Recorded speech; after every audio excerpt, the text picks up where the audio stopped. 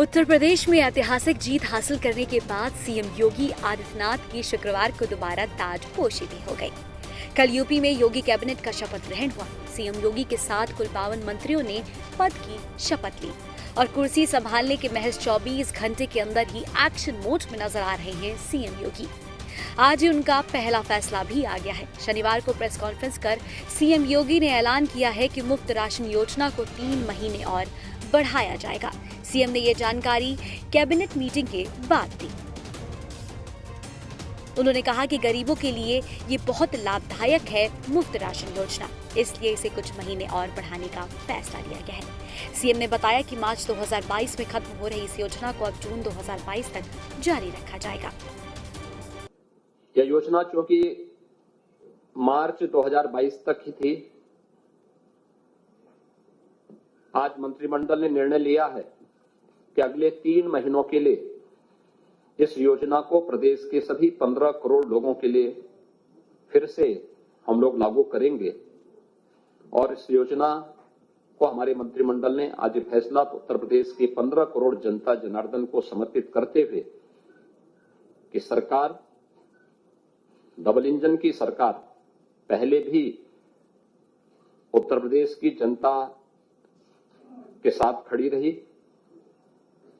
Corona जैसी महामारी के दौरान भी उन्हें न केवल फ्री में टेस्ट, फ्री में उपचार, फ्री में वैक्सीन, बल्कि किसी भी महामारी से होने वाले उन दुष्परिणामों से जो भूखमरी के रूप में सदैव आती रही है, उससे बचाने के लिए जो पुख्ता व्यवस्था देश के अंदर है, उसी अनुक्रम में उत्तर प्रदेश में हम इसको लागू किया है। तो ये पहला फैसला आज हमारे मंत्रिमंडल का था। इसको मैंने स्वयं आपके बीच में आकर के आपको सूचना देने का कार्य किया है। इस योजना से 15 करोड़ लोग उत्तर प्रदेश के अंदर लाभान्वित होंगे। इस निर्णय के बाद राज्य के 15 करोड़ लोगों को अगले 3 महीने तक प्रधानमंत्री अन्न योजना के तहत लाभ मिलता रहेगा। इसी के साथ सीएम योगी ने कोरोना काल के दौरान अंत्योदय योजना के तहत जनता को मुफ्त राशन पहुंचाने की योजना को एक बार फिर अवगत कराया। उत्तर प्रदेश सरकार ने भी उत्तर प्रदेश के अंत्योदय के लाभार्थी और पात्र गृहस्थी के 15 करोड़ लाभार्थियों के लिए एक योजना अपनी ओर से प्रारंभ की थी। अप्रैल 2020 में 3 महीनों के लिए उस समय हम लोगों ने इसको लागू किया था और 2021 में पहले 3 माह मई, जून, जुलाई 21 में भी हम लोगों ने 3 माह तक इस योजना को प्रदेश के अंदर राज्य सरकार के स्तर पर प्रारंभ किया था और उसके उपरांत दिसंबर से मार्च तक इन 4 महीनों के लिए राज्य सरकार के स्तर पर फिर से योजना प्रारंभ हुई थी। प्रेस कॉन्फ्रेंस में मुख्यमंत्री योगी आदित्यनाथ के अलावा उप मुख्यमंत्री केशव प्रसाद मौर्य, ब्रजेश पाठक, कैबिनेट मंत्री स्वतंत्र देव सिंह भी मौजूद रहे। ये नवगठित सरकार का पहला निर्णय है। गौरतलब है कि बीते साल दीपावली के मौके पर सीएम योगी आदित्यनाथ ने ऐलान किया था कि फ्री राशन योजना मार्च 2022 तक चलती रहेगी। उत्तर प्रदेश की सियासत के कई मिथक तोड़ते हुए योगी आदित्यनाथ ने लगातार दूसरी बार उत्तर प्रदेश की कमान संभाल ली है। इसी के साथ डिप्टी सीएम केशव प्रसाद मौर्य और ब्रजेश पाठक ने कल शपथ ली। इसके अलावा कैबिनेट मंत्री सूर्य प्रताप शाही, सुरेश कुमार खन्ना, स्वतंत्र सिंह समेत तमाम मंत्रियों ने और राज्य मंत्रियों ने यहां पर शपथ ली। आपको बता दें, उत्तर प्रदेश सरकार ने बहुमत के साथ उत्तर प्रदेश में दोबारा सत्ता में वापसी की है, लेकिन इनके सामने अभी कई सारे कठिन काम हैं जो इन्हें पूरे करने हैं।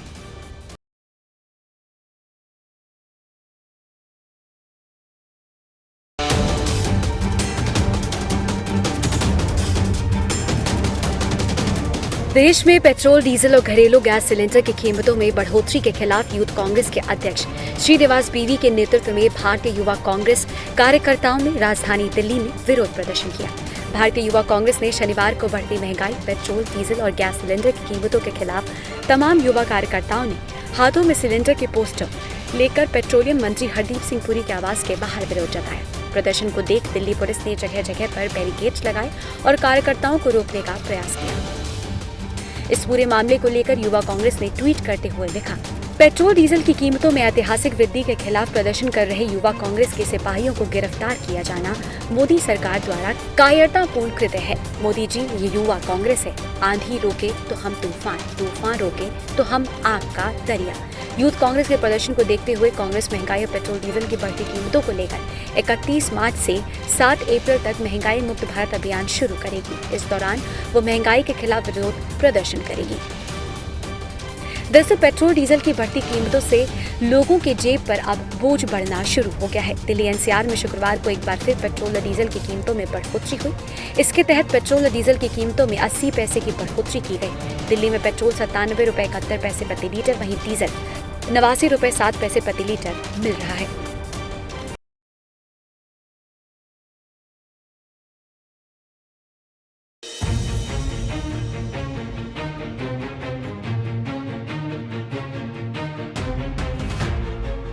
दिल्ली सरकार की तरफ से वित्तीय वर्ष 2022-23 का शनिवार को बजट पेश किया गया।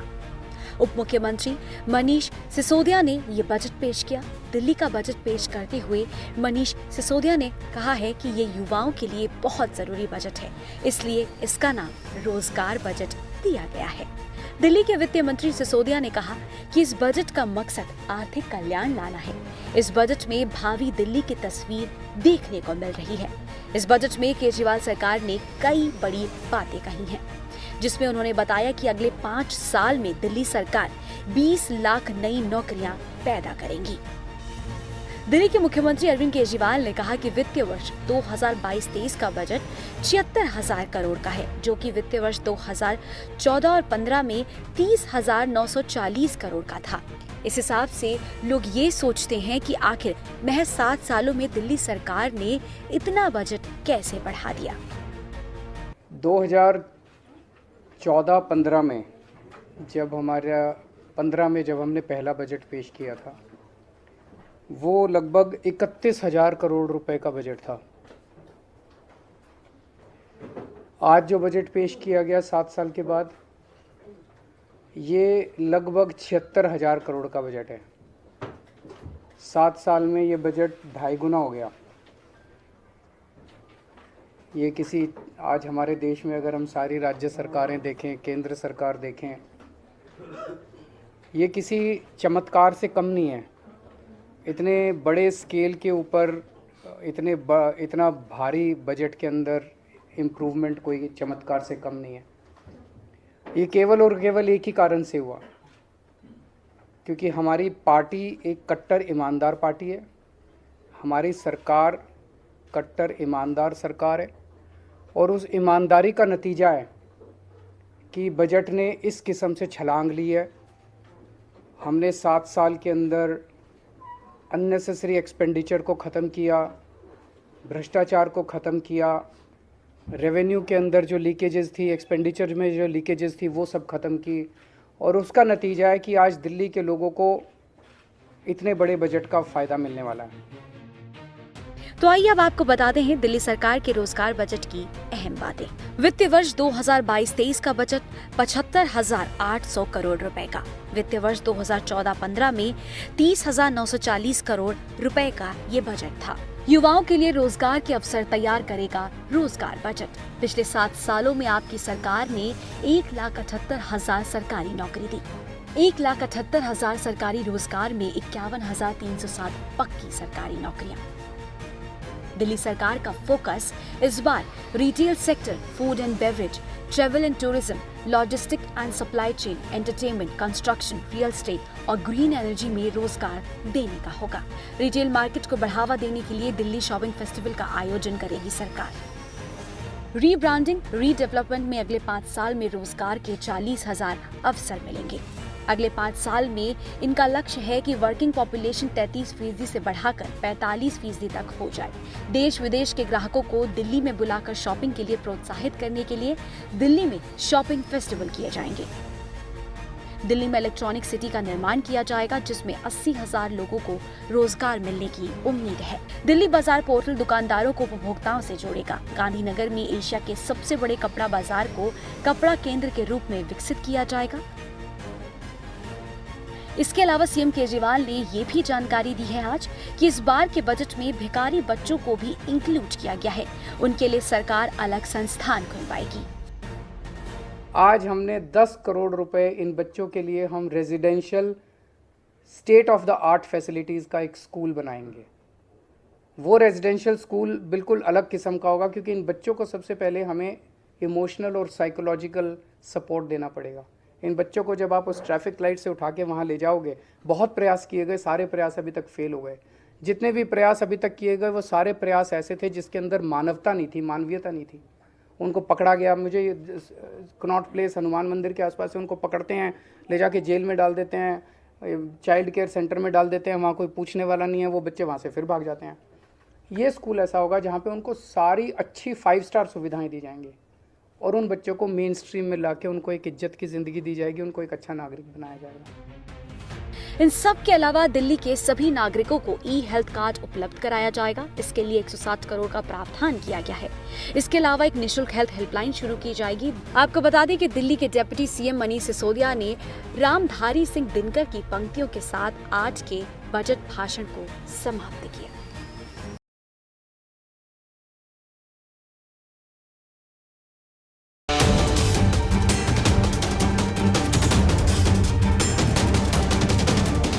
देश में आम आदमी को एक बार फिर महंगाई का झटका लगना शुरू हो गया है। देश में पेट्रोल और डीजल की कीमतें अब आसमान छू रही हैं। तेल कंपनियों की तरफ से 26 मार्च को फिर 5 दिन में चौथी बार वाहन ईंधन पेट्रोल डीजल की कीमतों में इजाफा किया गया है। इंडियन ऑयल मार्केटिंग कंपनियों ने पेट्रोल और डीजल के रेट 80 पैसे प्रति लीटर बढ़ाए हैं।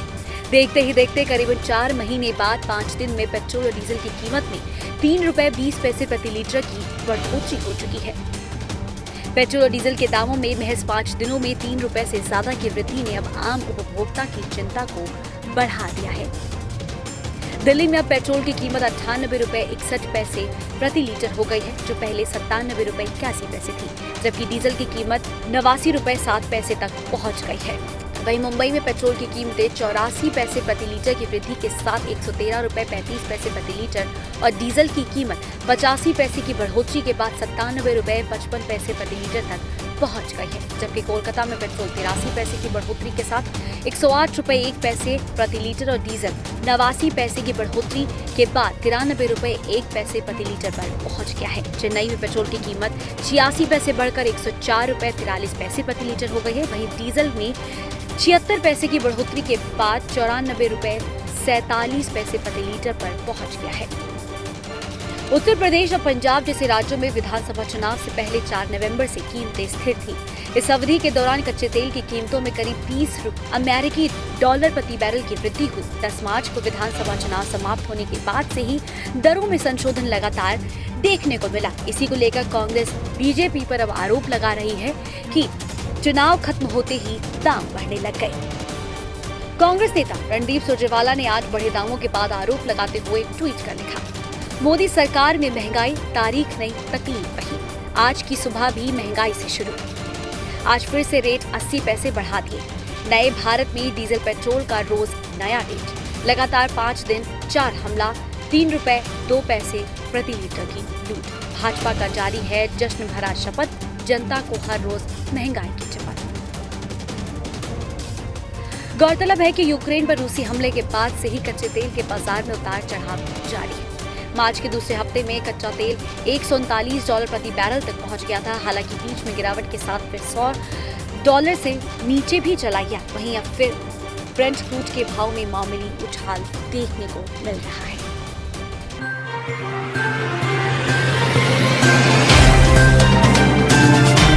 Subscribe now and press the bell icon.